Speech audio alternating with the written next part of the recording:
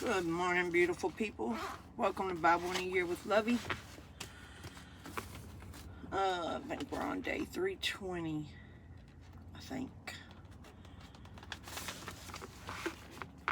Had a busy couple days, y'all. Please forgive me for not being here, but I'm back.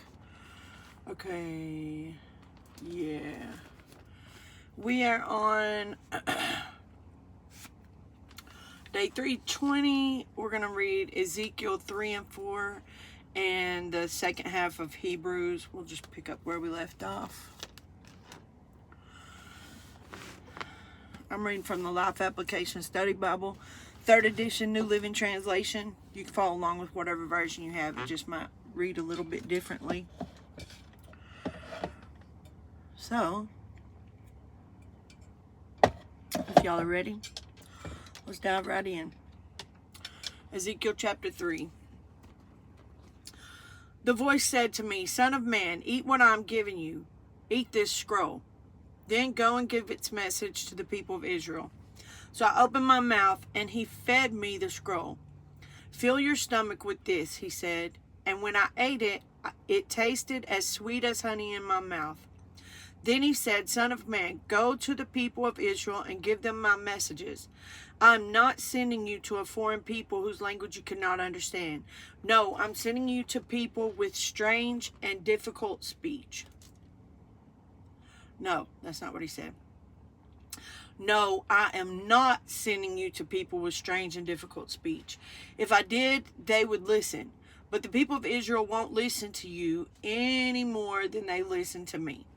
For the whole lot of them are hard-hearted, and stubborn. But look, I have made you as obstinate and hard-hearted as they are. I have made your forehead as hard as the hardest rock. So don't be afraid of them or fear their angry looks, even though they are rebels." Then he added, "Son of man, let all my words sink deep into your own heart first. Listen to them carefully for yourself. Then go to your people in exile and say to them, 'This is what the sovereign Lord says. Do this whether they listen to you or not.'" Then the Spirit lifted me up, and I heard a loud rumbling sound behind me. May the glory of the Lord be praised in his place. It was the sound of the wings of the living beings as they brushed against each other, and the rumbling of their wheels beneath them. The Spirit lifted me up and took me away. I went in bitterness and turmoil, but the Lord's hold on me was strong. Then I came to the colony of Judean exiles in Tel Aviv, beside the Kibar River. I was overwhelmed and sat among them for 7 days. I don't know why I'm so tired. You know, sometimes you get too much rest. And I definitely got more than enough. Anyways, after 7 days, the Lord gave me a message. He said, "Son of man, I have appointed you as a watchman for Israel. Whenever you receive a message from me, warn people immediately. If I warn the wicked, saying you are under the penalty of death, but you failed to deliver the warning, they will die in their sins, and I will hold you responsible for their deaths. If you warn them and they refuse to repent and keep on sinning, they will die in their sins, but you will have saved yourself because you obeyed me." So look, if God, and this is all underlined because God gave me this message a while back, a few years ago, because God speaks to me, and randomly from time to time there will be a person, and God will just have me go talk to that person. And you know, he already told me through this message that if I give you a word for somebody, then you go give them that word, you know. And there are times when I argue with God about it. I'm like, I don't want to do that. I don't know them people, you know. they're going to think I'm crazy. But at the end of the day, I'd rather be crazy for God and follow His direction and do what He's telling me to do and give the word He tells me to give than go to hell for disobeying Him. You know, I don't care if the world sees me as crazy. I'll be crazy for God.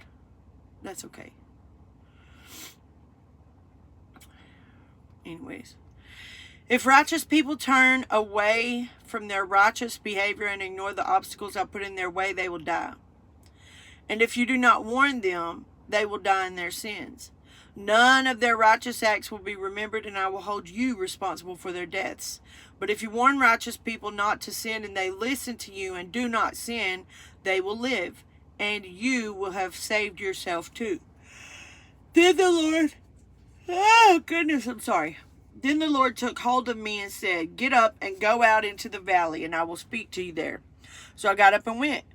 And there I saw the glory of the Lord, just as I had seen in my first vision by the Kibar River. And I fell face down on the ground. Then the Spirit came into me and set me on my feet. He spoke to me and said, go to your house and shut yourself in. There, son of man, you will be tied with ropes so you cannot go out among the people. And I will make your tongue stick to the roof of your mouth so that you will be speechless and unable to rebuke them, for they are rebels. But when I give you a message, I will loosen your tongue and let you speak. Then you will say to them, this is what the sovereign Lord says. Those who choose to listen will listen, but those who refuse will refuse, for they are rebels. Chapter 4. And now, son of man, take a large clay brick and set it down in front of you.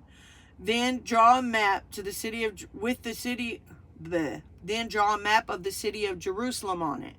Show the city under siege. Build a wall around it so no one can escape. Set up the enemy camp and surround the city with siege ramps and battering rams. Then take an iron griddle and place it between you and the city. Turn toward the city and demonstrate how harsh the siege will be against Jerusalem. This will be a warning to the people of Israel. Now lie on your left side and place the sins of Israel on yourself. You are to bear their sins for the number of days you lie here on your side. I'm requiring you to bear Israel's sins for 390 days, 1 day for each year of their sin. After that, turn over and lie on your right side for 40 days, 1 day for each year of Judah's sin. Goodness gracious. Meanwhile, keep staring at the siege of Jerusalem. Lie there with your arm bared and prophesy her destruction. I will tie you up with ropes so you won't be able to turn from side to side until the days of your siege have been completed. Now go and get some wheat, barley, grains, lentils, millet, and emmer wheat, and mix them together in a storage jar. Use them to make bread for yourself during the 390 days you will be lying on your side. Ration this out to yourself, 8 ounces of food for each day, and eat it at set times. Then measure out a jar of water for each day, and drink it at set times. Prepare and eat this food as you would barley cakes, while all the people are watching.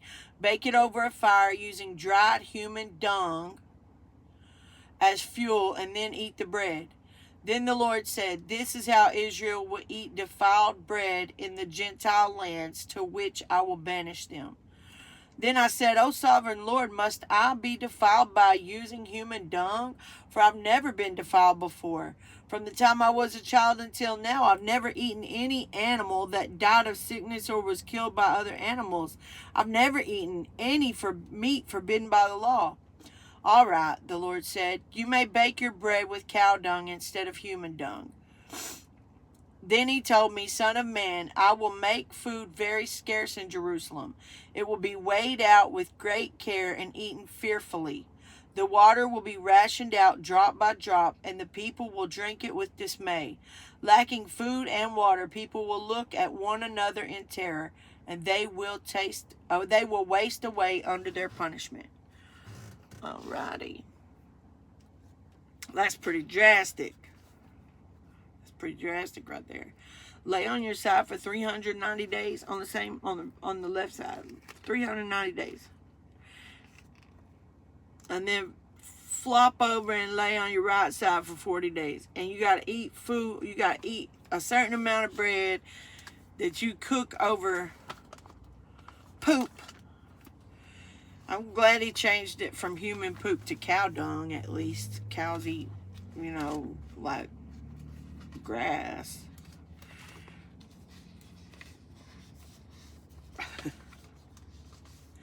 Bless Ezekiel's heart. But God has a purpose for all that, Like, God has a purpose. He's trying to display what's going to happen. The people won't listen. He's trying to, listen, pay attention. All right, Hebrews chapter 11, verse 21 is where we start. It was by faith that Jacob, when he was old and dying, blessed each of Joseph's sons and bowed in worship as he leaned on his staff. It was by faith that Joseph, when he was about to die, said confidently that the people of Israel would leave Egypt. He even commanded them to take his bones with them when they left. It was by faith that Moses' parents hid him for 3 months when he was born. They saw that God had given them an unusual child, and they were not afraid to disobey the king's command. It was by faith that Moses, when he grew up, refused to be called the son of Pharaoh's daughter. He chose to share the oppression of God's people instead of enjoying the fleeting pleasure of sin. He thought it was better to suffer for the sake of Christ than to own the treasures of Egypt, for he was looking ahead to his great reward. It was by faith that Moses left the land of Egypt, not fearing the king's anger. He kept right on going because he kept his eyes on the one who is invisible. It was by faith that Moses commanded the people of Israel to keep the Passover and to sprinkle blood on the doorpost so that the angel of death would not kill their firstborn sons.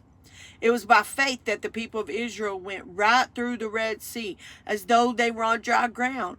But when the Egyptians tried to follow, they were all drowned. It was by faith that the people of Israel marched around Jericho for 7 days and the walls came crashing down. It was by faith that Rahab the prostitute was not destroyed with the people in her city who refused to obey God, for she had given a friendly welcome to the spies. How much more do I need to say? It would take much too long to recount the stories of the faith of Gideon, Barak, Samson, Jephthah, David, Samuel, and all the prophets. By faith, these people overthrew kingdoms, ruled with justice, and received what God had promised them. They shut the mouths of lions, quenched the flames of fire, and escaped death by the edge of the sword. Their weakness was turned to strength. They became strong in battle and put whole armies to flight. Women received their loved ones back again from death, but others were tortured, refusing to turn from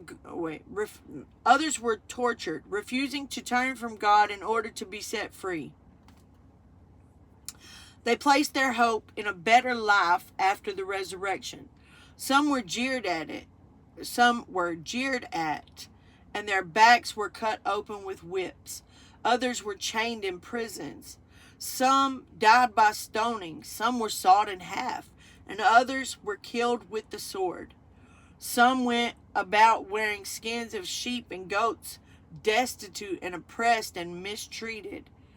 They were too good for this world, wandering over deserts and mountains, hiding in caves and holes in the ground. All these people earned a good reputation because of their faith, yet none of them received all that God had promised. For God had something better in mind for us, so that they would not reach perfection without us. And that's where we end for today. Gotta have faith. Gotta walk by faith. Walk blindly by faith.